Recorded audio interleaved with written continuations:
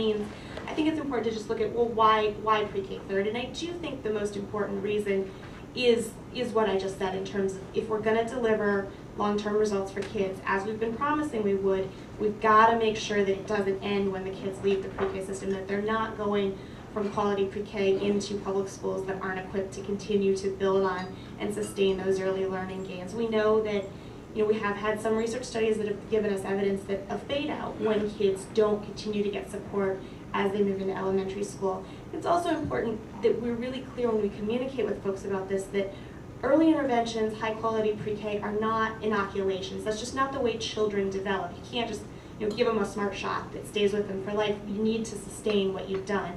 And then finally, closing the achievement gap, because children come into these programs with very large achievement gaps already, a year just isn't enough to narrow that gap between those children and more affluent students. And so they need additional support, even beyond what the best pre-K program can give them in a year. A few other points. One is the importance of proficiency by third grade. Third grade is this, a lot of times people say, well, why pre-K third? Why not pre-K fifth or pre-K second? And it's not that those other parts of the education system are less important, but third grade is really a critical transition point in children's development and their education, when they shift from sort of learning how to learn, learning how to read, learning how to control themselves in school and interact with their peers, to then taking those skills and using them to access this whole wide array of content that we want kids to be able to learn. And kids who can't make that transition because they haven't developed those literacy, math, and social and emotional skills tend to just slip through the cracks when they move into fourth grade and fifth grade. They lose interest in school, they start to act out, and that spells the route to a whole lot of problems down the road that we don't want those kids to deal with. So that's why we focus on proficiency by third grade and look at a pre-K third continuum. Another thing that I think is important about pre-K third that isn't necessarily apparent to people is the need to really bring together early childhood reformers and K-12 school improvement efforts, or K-12 reformers. Before I came to New America, I spent a lot of time doing K-12 school reform, and I still sort of keep my hand in that pie from time to time. And it really amazes me how I'll go from a conversation with early childhood folks about a problem or a challenge we're facing to a conversation with K-12 folks, and they're talking about the same types of challenges. They don't have the same language to talk about them, and they aren't aware of the solutions that either group is using. So there are a lot of ways that K-12 reformers can learn from early childhood, and early childhood can learn from K-12. And pre-K third has a lot of potential to bring those groups together to sort of exchange solutions and develop good ideas to solve problems together. And then finally, I think it's really important to note that this is not an issue of sort of those kids over there. That President Obama, when he was on the campaign, when he gave his first big education speech, talked about sort of these kids problem in education, that teachers will say, oh, these kids.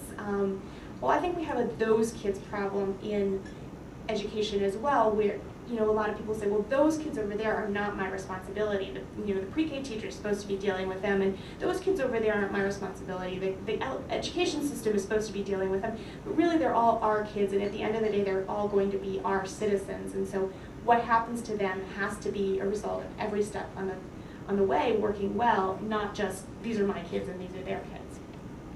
So what is pre-K third?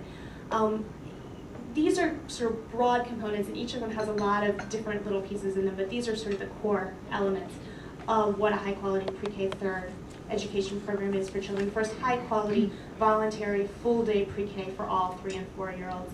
That is really a fundamental building block of this system that is necessary to give kids a strong base of skills going in. Second, quality full-day kindergarten. If we've got kids in full-day pre-K, it doesn't make any sense to send them back into a half-day kindergarten program. And if we've got kids in quality pre-K, it doesn't make any sense to send them into a low-quality kindergarten. And unfortunately, I don't know why it's doing that. Unfortunately, kindergarten is one of the pieces that tends to get overlooked from time to time. That a lot of times we send the teacher that we're not quite sure about into the kindergarten classroom, that we focus a lot on pre-K because we're implementing it, and we focus a lot on the early elementary grades because we know they have to get tested, but kindergarten just kind of goes by the wayside. And I'm sorry about that, I don't know why it's doing that. There we go. standards, curriculum, instruction, and assessment are all aligned across pre-K third, and this is really the core piece of pre-K third, more than pre-K or kindergarten even, that you have clearly articulated standards, you are doing things aligned with those standards in terms of curriculum, in terms of how teachers teach.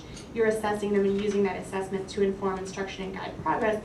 And that's happening in a way that's fully integrated across the system. So what kids learn in pre-K is, the kindergarten teacher knows what they're learning in pre-K, the kindergarten curriculum naturally builds on pre-K, and you go that way all the way up the system. And I think it's important to realize that the alignment needs to be both vertical in terms of, growing up from pre-K through third grade, but also horizontal, that you need to make sure all the pieces of what's happening in each classroom, assessments, curriculum, standards are aligned, and also to really think about alignment across different types of classrooms and different types of providers, because we live in a country where there's very high mobility, particularly for low-income kids, and when there isn't alignment within a school district or even within a school a lot of times between what's happening for kids, you get kids coming into the next grade with gaps in what they know and with teachers not being able to really predict what kids are going to be able to know and do, and that just kind of tears the whole alignment piece to shreds and wastes a lot of time for kids and teachers.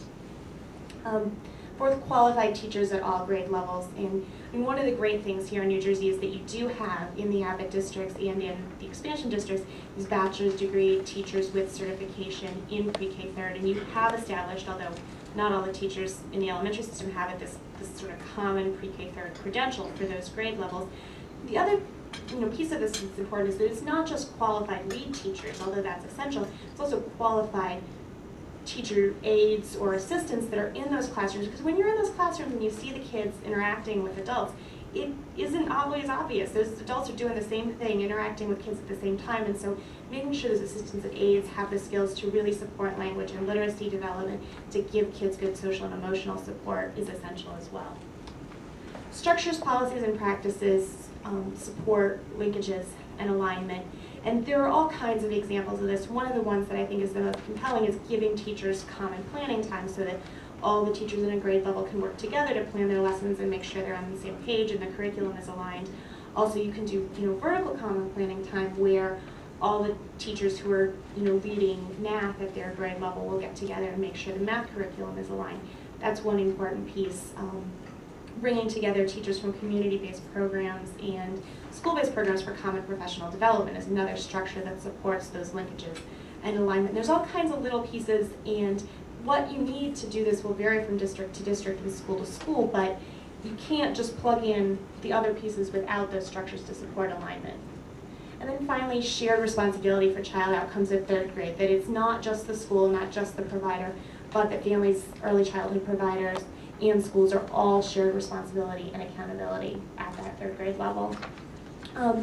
Before I move on to some other issues, I think it's important also to point out what pre-K third is not, because I know there's a lot of misconceptions about this issue. It's not just pre-K kindergarten transition activities. You do not have pre-K third alignment just because one day out of the year you bring your pre-K kids into a kindergarten classroom and show them where their cubby's going to be. That's not alignment. You need to do more than that, basically. It's also not an effort to move all the 3- and 4-year-olds into public school settings.